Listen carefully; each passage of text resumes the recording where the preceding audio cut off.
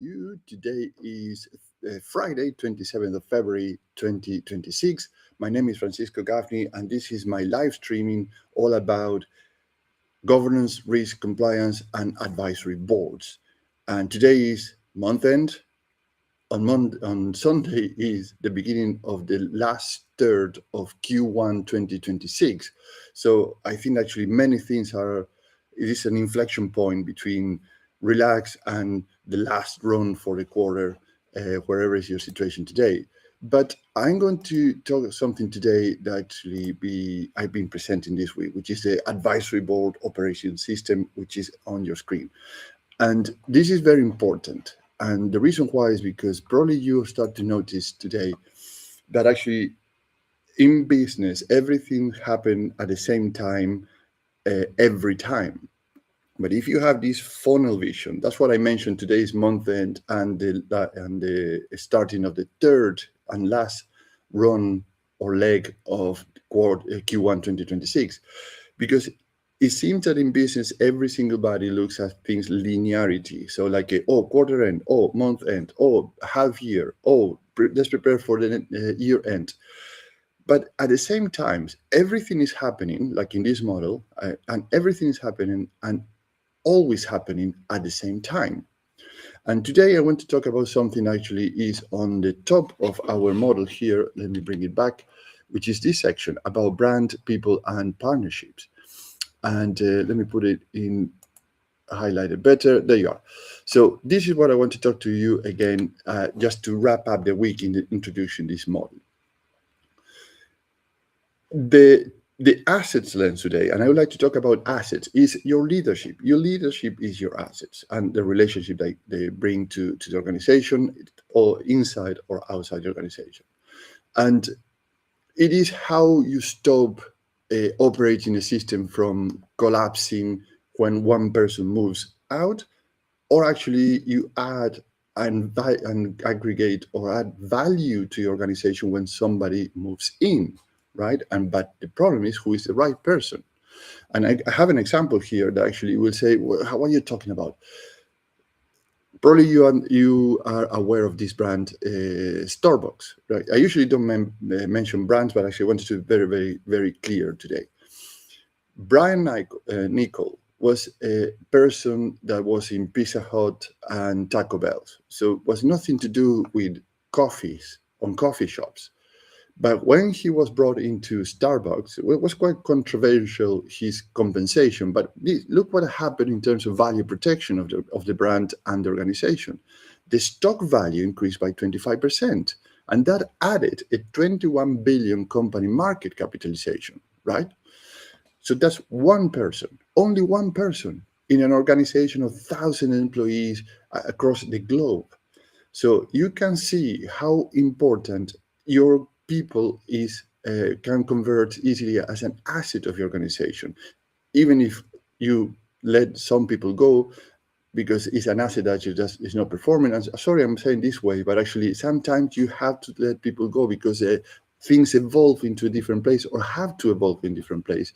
And sometimes you don't have to let it go. So you have to reassign them to places where they are more useful, or they have a better skills to develop than not develop, just to deploy, run in the places where they are today, right? But think about this example, because this is doable at any scale in the business, because at the end, businesses are businesses. An operating system in a business hits all these parts all the time. So it's not something actually, as I mentioned earlier, quarter end, tax season, compliance season, month end, etc., etc. Now, let's take a look at three problems to consider. Problem number one, this is the Boston Consulting Group reports that companies with a successful CEO generate the total shareholder return. So on average, 3 times higher than companies with mid or mishired CEOs or overdue successions, meaning that people are staying in the position too long and the value decrease. And this is a case of a gentleman in Microsoft. For 20-something years, he was doing an absolutely fantastic job, but the stock, the value of was actually decreasing of Microsoft. And when the new CEO came in, Microsoft shoot to the stars again. But so here's a key word in these cases. Succession is a value protection, not an HR process. And I'm sorry about our colleagues on HR. You have your processes, which is perfectly fine, but as a board strategy advisor, I will say how you protect your value. Think about that first, and this is a big problem, before engaging in an HR process, which it has a function and a place in the organization when the value protection first is established and can be tracked and ranked, if you may, in a very well crafted checklist. Here's how the person is going to protect our value. Now, a few things I would to consider here. The UK Corporate Governance Code is structured to cover composition, succession, and evaluation as a core board responsibility, not an optional extras. Bear that in mind. What I mentioned, the UK Corporate Governance Code, is because it gives you a structure, right? It gives you the guidelines, the guidance, the frameworks, the tick boxes. And this doesn't mean that actually you have to use it if you are a solo founder or a company that doesn't have not an advisory board or a non-executive board. It means, or obviously a listed company. What I mean is actually you have already structures in place that you can download it and say, oh, look at this. We can do things now that before is not something, it doesn't take your brain power to do these kind of things, and actually have a very good idea how you want to go next with the person that's going to leave the position because they are not adding any more value or not protecting the value anymore, and bringing a new person that actually can add value or protect the value better. And the second thing to consider is that governance practice increasingly expect externally facilitated board performance reviews. And this is specifically for organizations that already have a board of advisors or non-executive boards. So, and these have to be done at least every 3 years. And this is provision 21. So because boards drift without independent challenge, and this is a famous think tank, or the collective thinking or the collective ideas actually start to get so close to each other that the thinking is a group thinking, really. It's not really an individual challenging, constructive challenging about what the company is doing, how is it doing it, about the personnel, particularly in terms of leadership, how we're going to protect the value of the organization. Now, in other words, imagine succession planning is like a spare tire. Yeah? You hope you never use it, but you cannot afford not to have it, right? So this is the opportunity most board miss, as far as I understand. So boards plan succession as a name in a box, but do not plan succession as a capability system with a surge capacity when the business hits a new constraint. And surge capacity, I mean actually who we have in pipeline is somebody that we are training, preparing, and exposing internally, that internal promotion that is going to bring the organization to the next value protection and increase in revenues, etc., etc. Or we are going to bring somebody externally that we are honing for, I don't know, for the last 6 months, last year, to consider if they are going to move into our organization, right? So it's a whole process, it is. Now, it's a strategic process, as I mentioned, because if you see in this operating system that I'm showing now in the screen, this is part of your brand, this is part of your people, and this is part of how your organization is put together, right, in terms of the partnerships. Now, all this is going to have an effect, and it's everything as usual. Everything happens at the same time, every time, and it's not a linear process. Oh, we need a new CEO, we need a new managing director, let's go and hire somebody.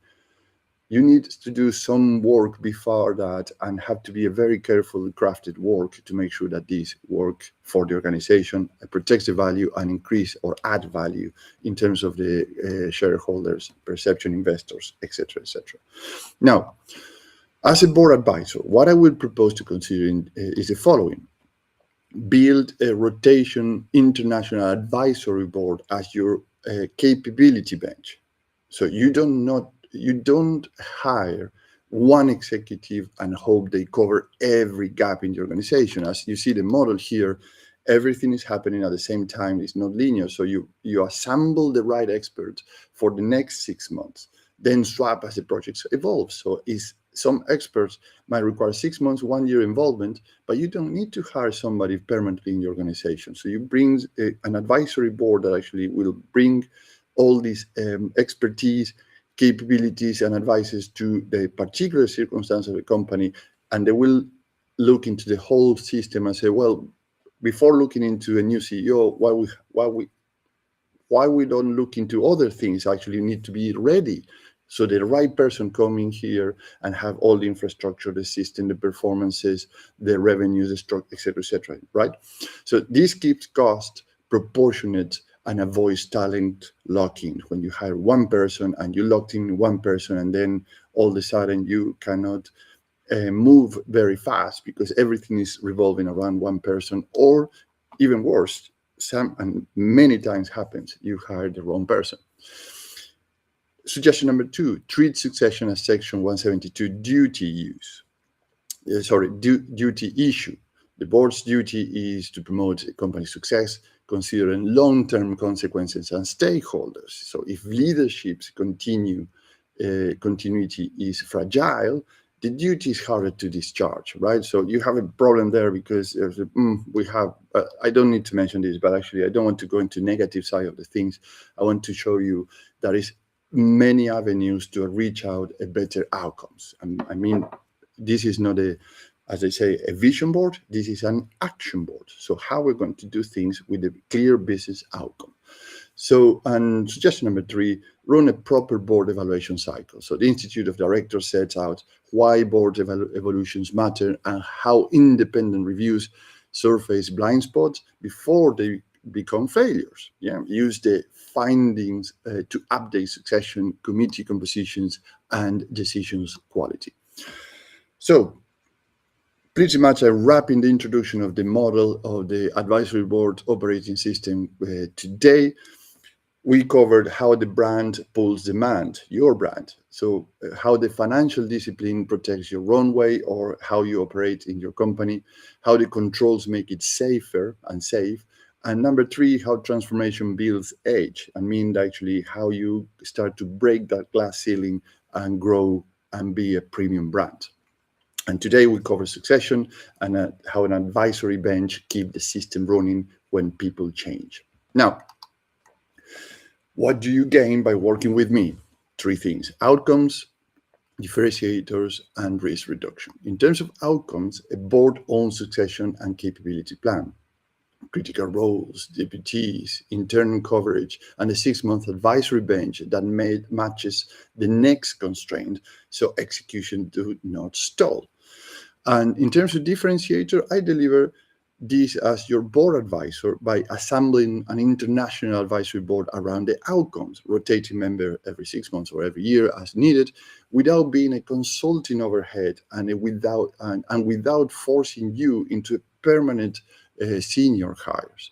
And in terms of risk reduction, we anchor the approach in UK governance expectations, which is succession, evaluation, and duties, and we use independent review disciplines to reduce overconfidence and hidden reliance on single persons. And by the way, I'm using a lot of the UK frameworks because actually are very clear and disclosed online everywhere. But every country in every part of the world have exactly the same things. They have their requirements in terms of governance, risk, compliance, frameworks, guidelines, guardrails, etc., etc. So this is applicable pretty much anywhere in the world. One action you can take home today, by the way, and it's doable in 30 minutes or less. List your top 5 single points of failures and name an interim deputy for each one.